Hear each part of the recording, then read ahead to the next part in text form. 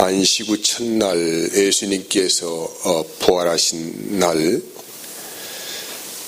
제자들은 예수님께서 다시 부활했다는 소식을 듣기도 하였고 몇몇 제자들은 예수님께서 무덤에 없는 것을 확인도 하였습니다마는 그날 그들은 두려워서, 너무 두려워서, 왜 두려웠습니까?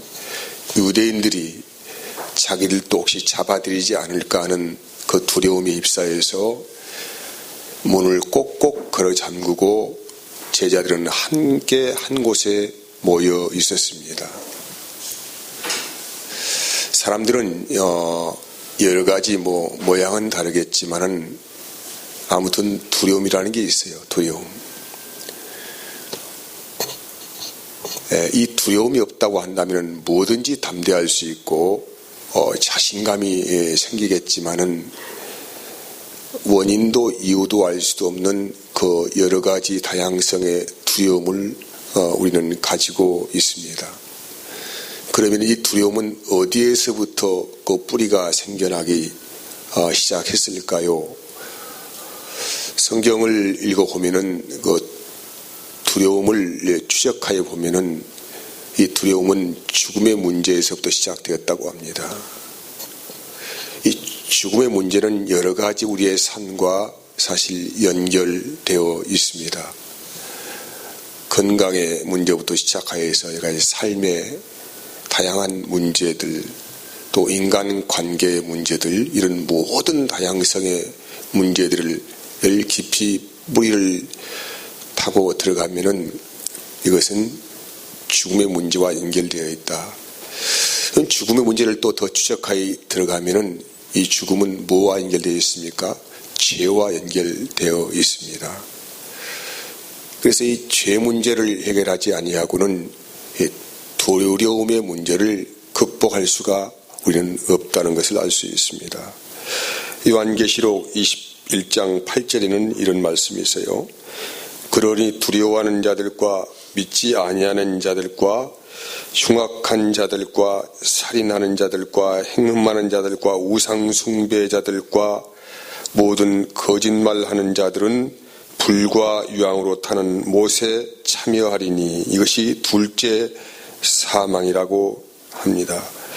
불과 유황으로 들어가는 가장 첫 순위, 불과 유황은 지옥을 말씀하고 있죠. 그래서 지옥으로 들어가는 가장 첫 순위에 해당되는 말씀이 두려움입니다. 두려움. 이 두려움의 문제는 그래서 우리에게는 대단히 삶에 심각한 여러 가지 악한 영향을 끼치고 있는 것을 볼 수 있습니다. 다시 말씀드리면 이 두려움의 궁극적인 해결을 하려고 하면은 죄의 문제가 해결받지 아니하고는 어느 누구도 이 두려움에서 해방을 받지 못하게 되었다는 것입니다. 예수님의 제자들이 십자가에 달려 죽으신 예수 그리스도께서 다시 부활했다는 소식을 들었어요. 그럼에도 불구하고 이 부활했다는 이 소식은 들었지만은 뭐가 없었냐면은 부활의 의미가 뭔지를 몰랐고 또한 본인 자신들도 부활과 결부된 믿음을 가지지 못했다는 것이 여기에서 큰 문제로 나타나게 됩니다. 그래서 혹시라도 자기들도 잡혀가지 않을까 하는 여러 가지 두려움들이 엄습하여 왔고 그래서 그들은 문을 꼭꼭 틀어 잠그고 함께 모여 있었다는 거예요. 오늘 우리의 신앙을 다시 한번 점검해 보자고 하면은 우리가 두려워하는 이유에 대해서 말씀하는 거예요. 여러분, 우리는 주님께서 다시 살아나셨다, 부활하셨다, 이 소식을 우리는 들었습니다. 이걸 복음이라고 해. 복음. 이 복음에 복된 소식을 드렸지만은 내가 그 부활에 대한 소식에 대해서 믿음으로 결부하지 못했기 때문에 나타나는 두려움입니다. 그러니까 내가 두려워한다는 것은 소식은 들었어요. 예수께서 부활했다는 소식은 들었는데 믿음으로 결부하지 못하기 때문에 생긴 문제다. 이렇게 결론하에 말씀할 수 있습니다. 그래서 예수님께서는 이제 부활하신 몸으로 두려워 떨고 있는 제자들 한가운데로 오셨습니다. 한가운데로 오셨어요. 그냥 갑자기 나타나신 거예요. 나타나셔가지고 그냥 오신 게 아니죠. 여전히 못자국 난 손을 그들에게 보여주십니다. 그리고 이 창에 찔린 이 자국을 옆구리를 보여주시면서 이렇게 내가 부활에 실제적으로 왔다라고 말씀하신 거예요. 뭐 하려고 하십니까? 부활을 믿게 하시려고 하는 것이죠. 내가 십자가에 달려 죽을 때에 너희가 보았지 않느냐? 내 이 손이 못에 박혔었고 나는 창에 찔렸다. 그런데 나는 죽지 아니하고 다시 부활했다. 이것을 제자들에게, 이 두려워하라 떨고 있는 제자들에게 보여주시고 증거를 보여주시고 주님의 부활을 믿게 하시려는 의도에서 그대로 십자가에 죽으신 그 모습으로 오신 것입니다. 다시 말씀드립니다. 우리가 지금 여러 가지 삶에 있어서 두려움이 있습니다. 그럼 우리가 이 두려움을, 왜 두려움을 느끼게 되는가? 라고 물어봤을 때에는 아직 주님과의 관계 안에서 죄 문제가 정확하게 청산되지 않았다. 죄로 인하여서 모든 인생들에게는 죽음이 엄습하여 옵니다. 그래서 모든 인간들은 일생 동안 죽음의 공포에서 살다가 결국은 죽음으로 그렇게 마감을 하게 된다는 것입니다. 일생 동안 죽음의 공포에서 살다가 죽음으로 마감을 하는데 이 죽음의 공포에서 해방을 받을 수 있는 유일한 길이 뭐냐면은 부활과 영생이신 주님을 나의 주님으로 믿음으로 결부시키지 아니하면은 이 두려움에서 우리는 해방을 받을 수가 없다는 것입니다. 근데 오늘 여기에서 제자들에게 나타나시면 너에게 평강이 있을지어다라고 말씀하시면서 왜 지금 두려워 떨고 있으니까 너에게 평강이 있을지어다고 하시면서 숨을 깊이 몰아내시면서 하시는 말씀이 뭐예요? 성령을 받으라는 거예요. 성령을 받으라.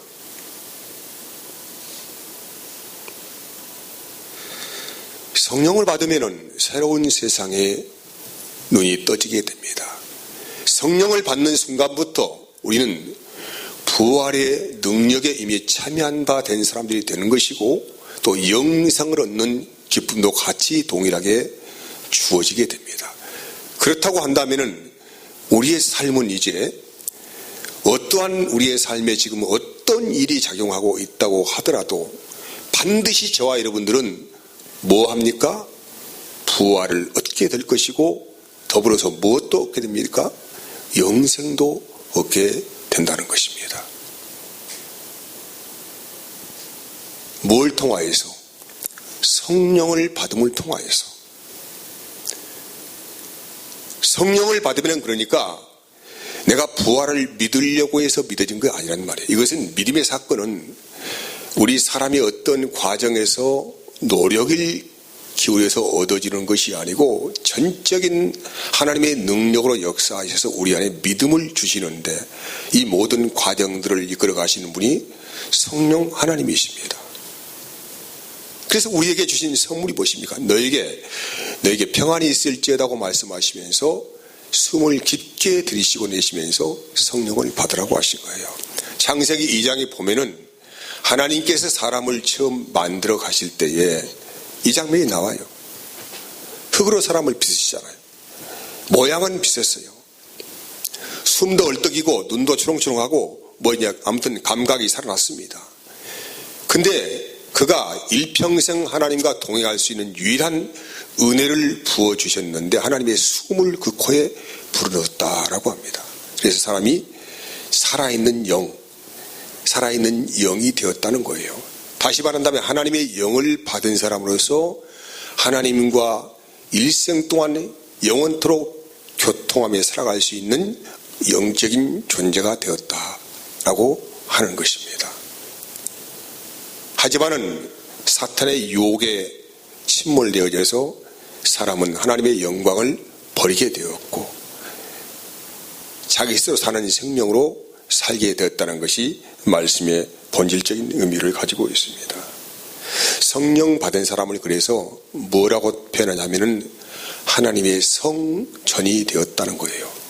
하나님의 영이 그의 심령 안에 들어옴을 통하여서 이제는 자기의 몸으로 하나님과 호흡하고 살아가는 살아있는 존재가 되었다. 그래서 성전, 내가 하나님의 성전이 되었다라고 하는 것입니다.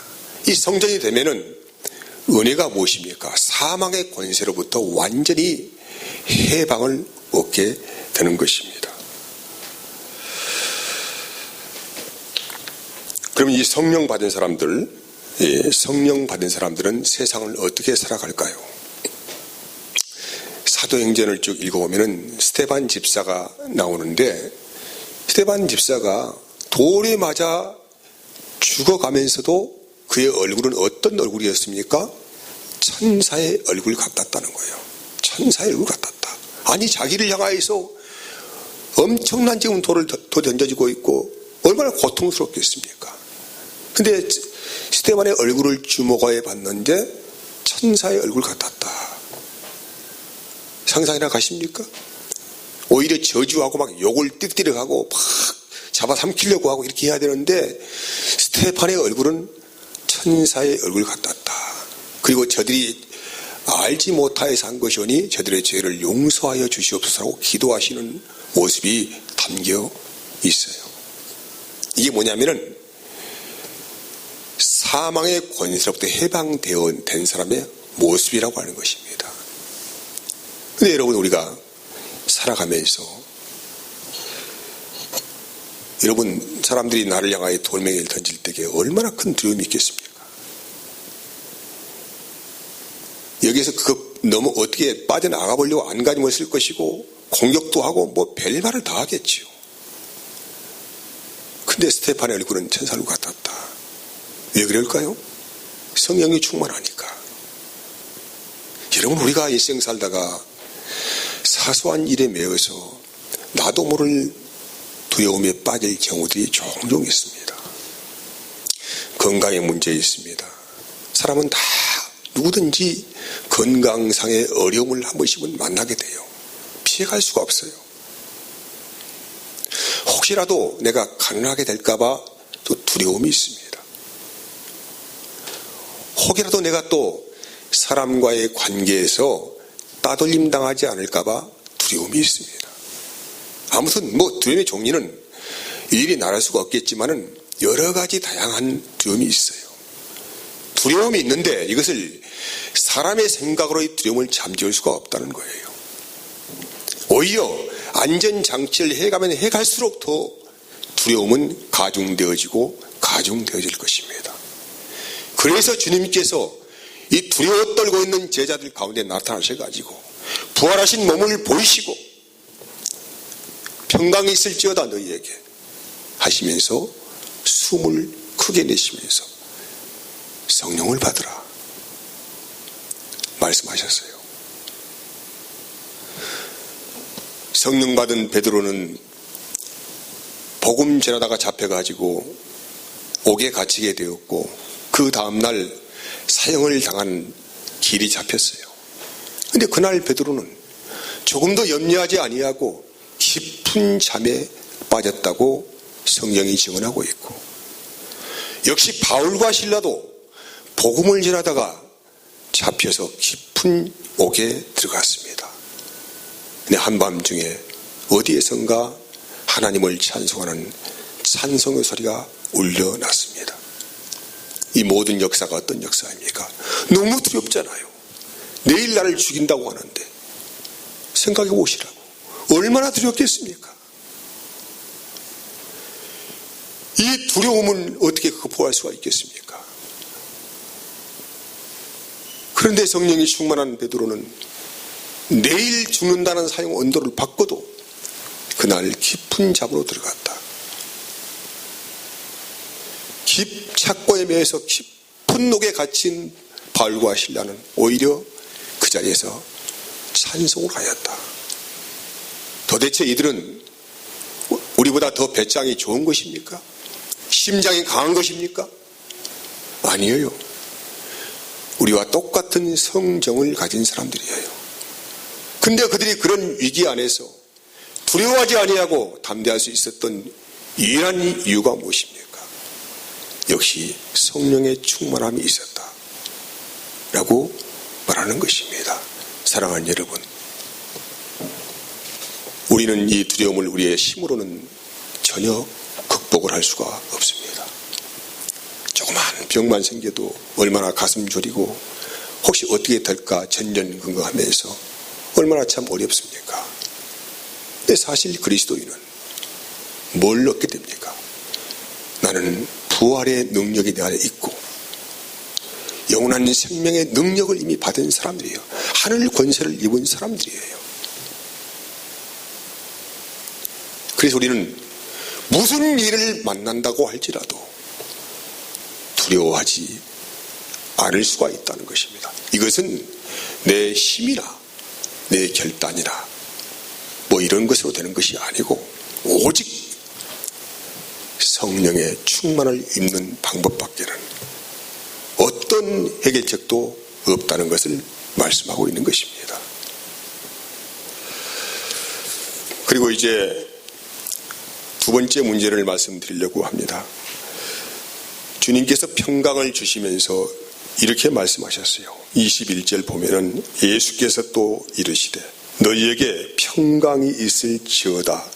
아버지께서 나를 보내신 것 같이 나도 너희를 보내노라고 합니다. 아버지께서 나를 보내신 것 같이 너희도 보낸다고 하십니다. 이것이 뭐냐면은 우리에게 평강을 주시는 유일한 또 은혜가 될 수가 있습니다. 여러분, 우리가 하나님으로부터 보냄을 받은, 세상으로부터 보냄을 받은 우리는 다 전도자들입니다. 전도자들은 어떻게 이 가는 곳마다 우리를 여러분을 환영해주고 누가 뭐 극진히 대우해주고 이렇지는 않잖아요. 사람들이 조소하고 외면하고 또 왕따도 하고 때로는 핍박도 할 수 있을 것입니다. 주님께서 그래서 우리에게 그냥 보내지 않는다는 거예요. 그냥 보내지 아니하고 그래서 너희가 몇 날이 못 돼서 성령을 받을 것이다. 성령 받기 전에는 예루살렘 밖을 벗어나지 말아라고 당부하시는 거예요. 왜? 복음 전하는 것이 쉽지 않잖아요. 어려운 자리를 가는 거 아닙니까? 마귀의 속으로 들어가서 마귀의 이빨에서 마귀의 발톱에서 사람의 영혼을 구원하는 일이 어떻게 쉽겠습니까? 여러 가지 장애 요소들이 많습니다. 괜히 나를 미워하고 피하고 배척을 하고 조소하기도 하고 이런 일을 당하지 않겠습니까? 이런 일을 당할 때에 우리가 담대할 수 있는 유일한 이유는 성령의 충만을 받는 것밖에는 없어요. 그래서 이 성령 충만을 받으면 누가 오리를 가자고 하면 심의를 가질 수 있는 거예요. 누가 내 속옷을 달라고 하면 겉옷도 줄 수 있는 그런 은혜가 생긴다 이 말이죠. 나를 저주하는 자를 위해서 축복할 수 있는 능력을 얻을 수가 있다는 것입니다. 어떻게? 방법은 내가 내 마음으로 결단해서 되는 것이 아니고 성령의 충만을 받는 방법밖에 없다. 그리고 또 주님께 주신 선물이 뭐냐면은 죄를 사하는 권세를 우리에게 주었습니다. 여러분, 죄를 사하는 권세는 하나님만 가지고 계시는 유일한 권세예요. 하나님만이, 죄가 없는 하나님만이 죄를 사할 수도 있는 권세를 가지고 있단 말이에요. 그런데 하나님이 가진 가장 강력한 능력이 뭡니까? 사람을 지옥에 보낼 수도 있고 천국에 보낼 수도 있고. 왜? 죄 아래 죄에 사는 권세를 가지고 있으니까. 그래서 오늘 본문에서 뭐라고 말씀하고 있습니까? 23절 보면은 같이 읽어볼까요? 너희가 누구의 죄든지 사하면 사해질 것이요 누구의 죄든지 그대로 두면 그대로 있으리라고 하는 거예요. 이 권세를 우리에게 이양을 시켜 주셨다는 거예요.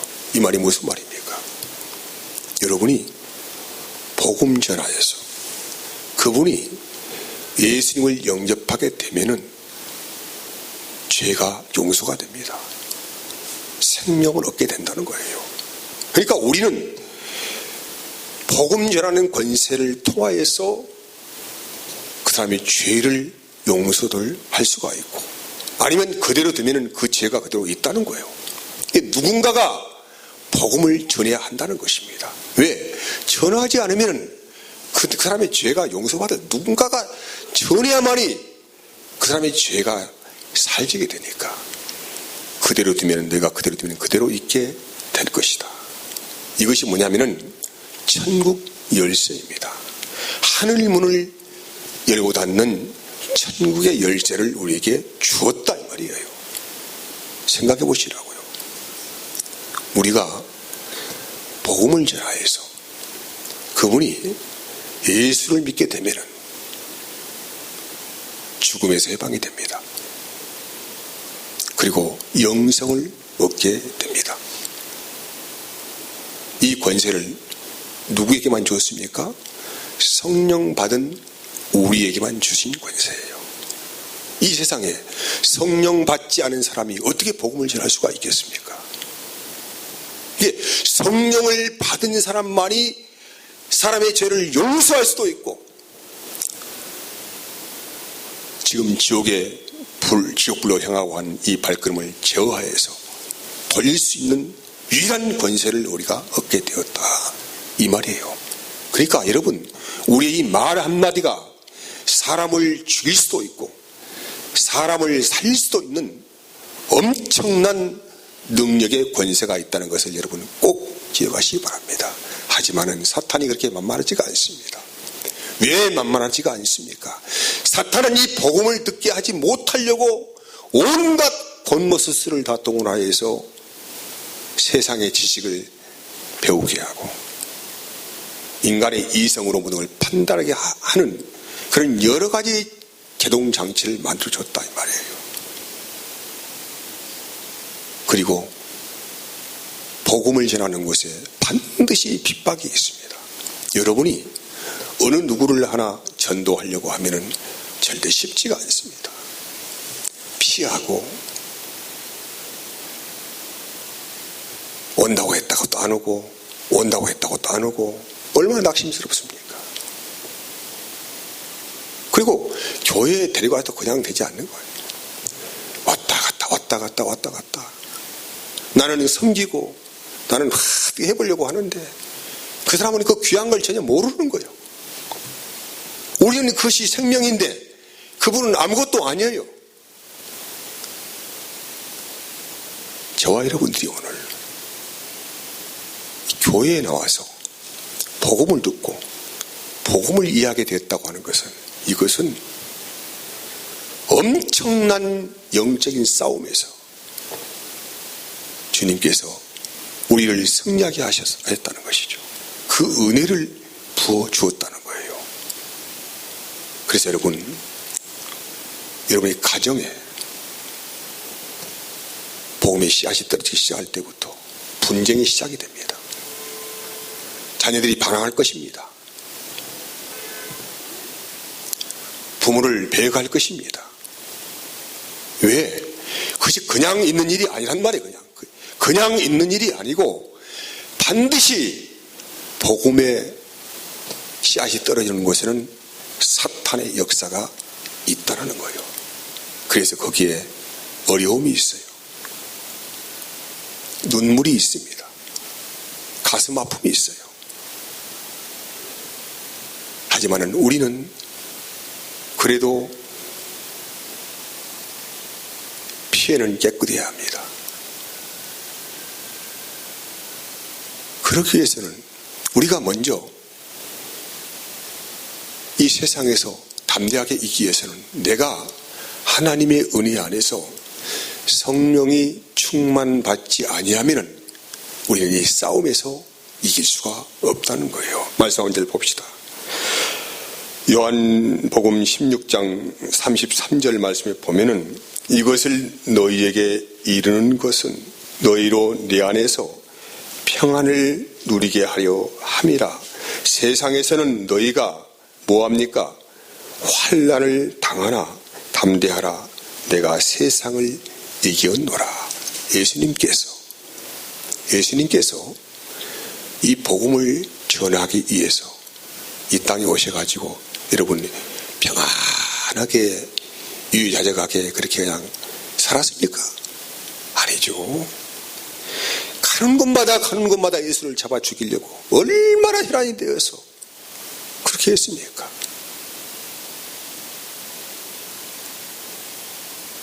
예수님이 가는 곳마다 정보원들이 다 투입돼가지고 책을 잡으려고 조그만 말 한마디 잘못하면 어떻게 해보려고 아주 5만 가지 작전을 다 짰지 않습니까? 그리고 결국에는 붙잡아가지고 엄청난 매를 때리고 고문하고 십자가에 달려 죽게 한 것이죠. 그런데 이 복음은 비밀이었습니다. 만세전에 감춰진 비밀이었어요. 부활의 영광으로 주님께 살아나셔서 제자들에게 부활과 영생을 말씀을 하셨습니다. 사랑하는 여러분, 우리가 한 사람을 구원하려고 하면은 평안하지가 않습니다. 많은 어려움이 있을 것입니다. 눈물도 흘릴 수가 있습니다. 고통이 수반되는 곳입니다. 자존심 상하고 속상하고 아무튼 여러 가지의 일들이 수반될 거예요. 왜냐하면 사탄이 가만두겠습니까? 마귀가 가만두겠냐고요. 그래서 복음이 전해지는 것에는 환난이 있습니다. 환난이 있어요. 오늘 주님이 말씀하시잖아요. 응? 세상에서는 너희가 환난을 당하나 담대하라. 내가 세상을 이겼다. 그래서 이 환난 받고 핍박 받을 때에 담대하게 하도록 하기 위해서 우리가 구할 건 무엇입니까? 성령의 충만을 구하는 거예요. 성령 충만 받지 아니하고는 같이 쌈질하고 같이 윽박 지르고 상대가 비난하면 그냥 기분 나쁘고 이렇게 될 거 아니에요? 그러니까 복음을 전하지 못하는 거예요. 오늘 저와 여러분들은 하나님의 은혜의 보좌 앞에 담대히 나가는 은혜가 있기를 원합니다.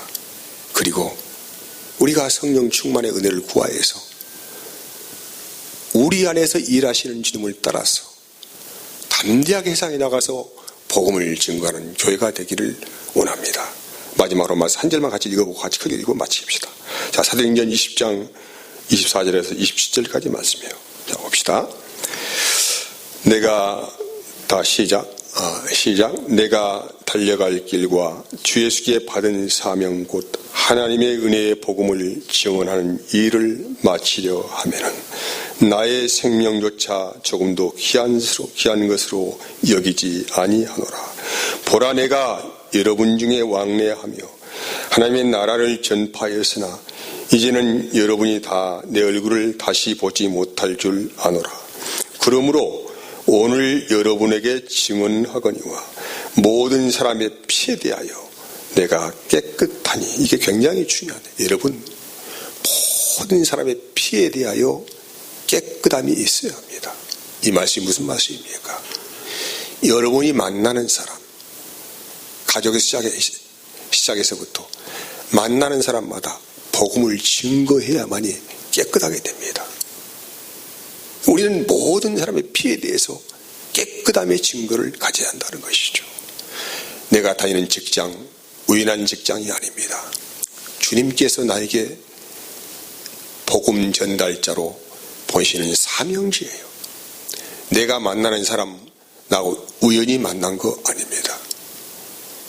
주님께서 나를 그 사람에게 붙여주신 것입니다. 그래서 우리는 이 피에 대해서 깨끗함을 갖는 은혜가 있기를 진심으로 바라고 원합니다. 자, 기도하겠습니다. 하나님 감사합니다. 오늘 또